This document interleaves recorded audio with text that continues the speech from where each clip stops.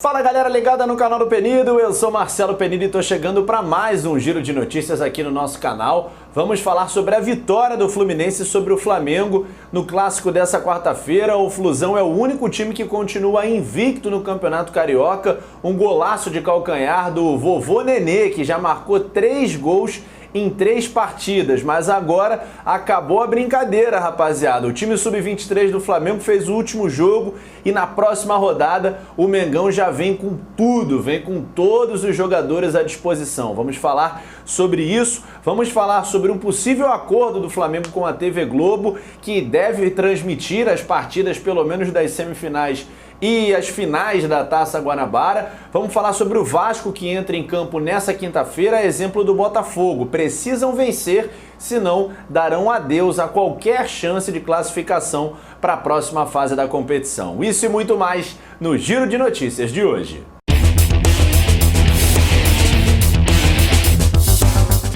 Bom, galera, o clássico dessa quarta-feira entre Flamengo e Fluminense terminou da forma que a gente já previa, né? Com uma vitória tricolor, o Fluminense ainda tinha uma vantagem muito grande sobre o Flamengo porque jogava com a maior parte dos seus titulares. O rubro-negro ainda está em preparação, aliás, começou a preparação nessa segunda-feira, né, com o elenco principal e vinha jogando com o time sub-23, que, convenhamos, fez um ótimo trabalho nas 4 partidas que disputou na Taça Guanabara. Um empate na estreia contra o Macaé, 2 vitórias contra a Volta Redonda e Vasco e a derrota de 1-0 para o Fluminense.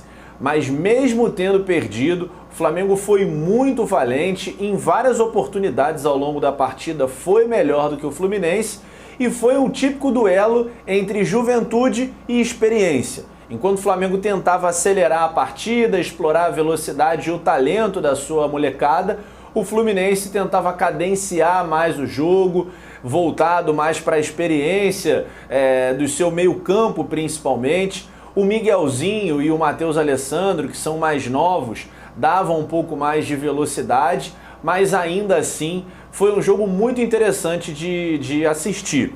A gente sabe que o Fluminense precisa ainda de um pouco mais de tempo para evoluir, porque é início de trabalho. O técnico Jorge Jesus vai continuar o trabalho que ele começou em 2019, mas o Odair começa em 2020 um modelo completamente novo e até aqui está indo muito bem. 4 jogos, 4 vitórias, aliás, 3 partidas do Nenê e 3 gols. Ele não jogou numa partida na qual ele foi poupado, mas quando esteve em campo, deixou a marca dele. E vai ser difícil para o Odair encaixar um jeito de colocar o Paulo Henrique Ganso nessa equipe. Ele está ainda trabalhando o condicionamento físico do jogador. Eu acho que ele e Nenê não jogam juntos na mesma equipe, é muito difícil fazer essa composição. E até claro, pode haver uma ou outra situação de jogo, mas pensando o time titular do Fluminense, acho muito improvável que isso aconteça e estou ansioso para ver o Fluminense com todas as suas peças à disposição, com o Fernando Pacheco, que está fazendo um ótimo pré-olímpico com o Peru, o próprio Michel Araújo, que eu conheço muito pouco, só vi os melhores momentos de alguns lances dele pelo Racing do Uruguai, o Evanilson, que é um jogador muito promissor, que é exemplo do Marcos Paulo e do Caio Paulista, está machucado, então tem muita gente para entrar no Fluminense ainda e acho que o Fluminense vai fazer um ano muito, mas muito melhor do que o que foi feito em 2019. Falando do Flamengo, galera, um pouquinho mais, como a gente disse, a galera do time sub-20 fez o que pôde, sub-23 melhor dizendo, fez a sua parte muito bem, a vaga para as semifinais está encaminhada e a partir de segunda-feira que vem, o Flamengo vai com o que tem de melhor. O Jorge Jesus, diferentemente da maioria dos técnicos, começou a pré-temporada e já está pauleira. Os 2 primeiros dias foram treinos em tempo integral e nessa quarta-feira ele já comandou numa parte do treino um coletivo, né, entre as equipes, já acirrando a disputa, quer ver como a galera tá. É verdade que o time principal do Flamengo estava de férias, mas está todo mundo treinando, gente.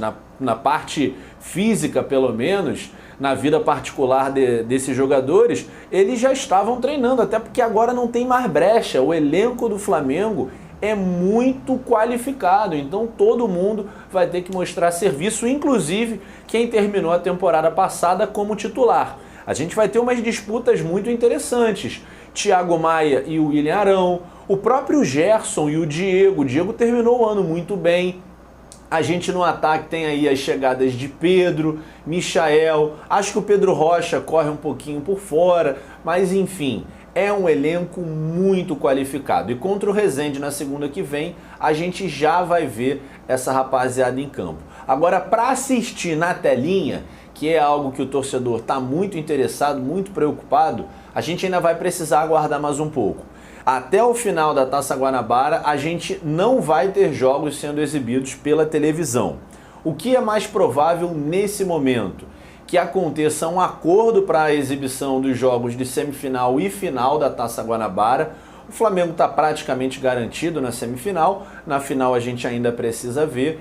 E a partir desse acordo, o que se especula é que a própria TV Globo, que está sentindo o baque de não transmitir os jogos do Flamengo, é muita audiência que é desperdiçada, vai tentar costurar a partir daí um acordo para a exibição da Taça Rio.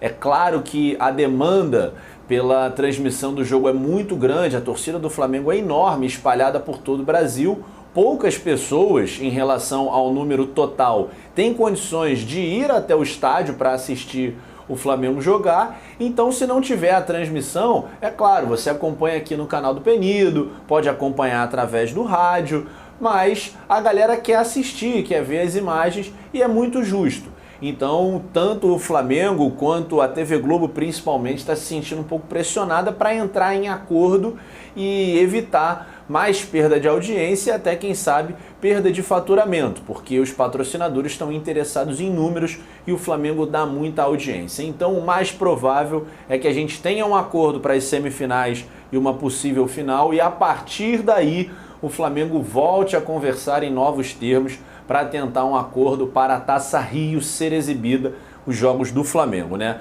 Os demais jogos estão sendo transmitidos e hoje nós teremos duas partidas fechando essa quarta rodada. Às 7h15 da noite, o Botafogo enfrenta o Resende, segunda partida do time principal do Botafogo, e às 9h30 o Vasco recebe a equipe da Cabofriense. O Botafogo, que está no Grupo A, tem uma situação um pouco mais simples, porque o Grupo A não está tão disputado, mas precisa vencer. Mais simples também, entre aspas, em termos de pontuação, porque a tabela do Botafogo é mais difícil. Depois de enfrentar o Resende, o Botafogo vai fazer dois clássicos. Vai enfrentar o Vasco nesse domingo agora, dia 2, e fecha a participação contra o Fluminense no domingo, dia 9. Então, assim, não é uma classificação fácil, porque Flamengo e Boa Vista estão empatados com 7 pontos na liderança. O Botafogo tem apenas 3 pontos, não é uma distância tão grande, mas vencendo vai a 6, aí já fica mais confortável. E claro, vai precisar pontuar nos 2 últimos jogos. Já o Vasco tem uma situação em termos de pontuação aparentemente mais complicada, porque o Flu é o líder com 12, 100% de aproveitamento, temos ainda Volta Redonda e Madureira com 9 pontos e só então vem o Vasco com 4 pontinhos. Vencendo a Cabofriense, vai a 7, já diminui essa diferença aí para Volta Redonda e Madureira, mas vai ter que torcer por tropeços dessas duas equipes. O Fluminense já está com um pezinho lá nas semifinais, vai ser muito difícil tirar o Flusão, até porque está jogando bem. E o Vasco, para chegar, precisa vencer a Cabofriense. Aliás, é uma obrigação do Vasco, que vai jogar em casa, a torcida está sempre chegando em bom número, a gente deve ter algo próximo de 20 mil torcedores novamente em São Januário, então é preciso que o time demonstre alguma evolução, não é só vencer. A vitória é fundamental e essencial, mas o Vasco precisa mostrar evolução tática, porque esse time está jogando muito mal. Talvez a melhor atuação, os melhores minutos de atuação do Vasco nessa Taça Guanabara foram os 25 primeiros minutos do jogo contra o Flamengo, quando estava com o time sub-23. Então o time profissional, o time principal tem que se virar. Existe uma insatisfação grande com a questão dos salários, mas nada é desculpa. O Vasco precisa melhorar. Para a gente fechar, sobre a reunião do Conselho Deliberativo, que tinha como um dos temas a aprovação da reforma do Estatuto, foi adiada essa votação.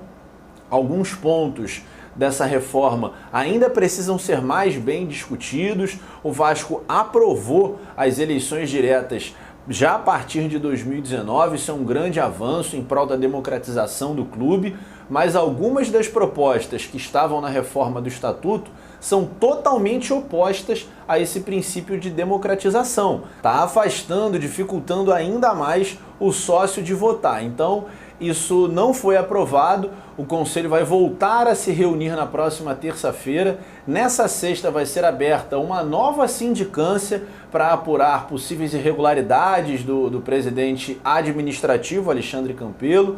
O Roberto Monteiro, que é o presidente do Conselho, foi quem pediu. Eles são inimigos políticos declarados.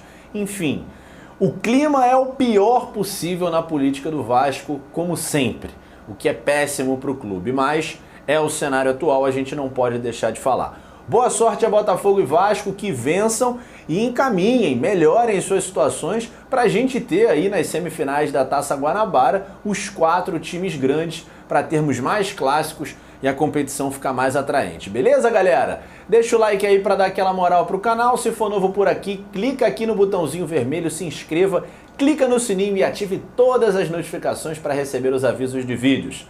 Até a próxima, galera!